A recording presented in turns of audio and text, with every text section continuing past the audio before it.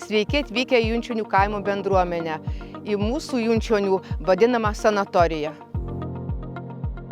Vietos projektas mobilios sveikatinimo edukavimo paslaugos yra skirtas Alytaus rajono PVG teritorijos gyventojams padėti jaustis geriau, pasirūpinti savo sveikata, kol ji dar nekelia didelių rūpesčių. Mobilioji sveikatinimo įranga yra lengva, patogi, saugi, pritaikyta naudotis namų sąlygomis ir yra patikrinta mokslo tyrimais. Bendruomenė siūlo bioptron, šviesos, deguonies, magneto terapijas.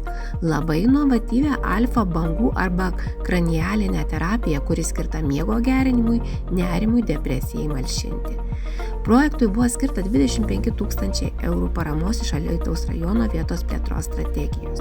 Bendruomenės prašymų trūkstamus 5% paskyrė Alytaus rajono savivaldybė. Sukurta pusė etato darbo vieta.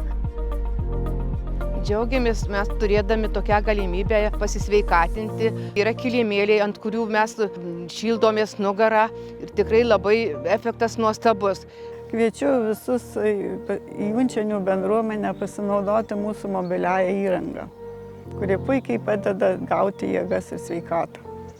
Per nuolatinį skubėjimą žmonės nesirūpina savimi, o mes turime tokią galimybę ne tik tais, kad nugaros skausmus pagydyti, bet ir dėl miego stokos, streso.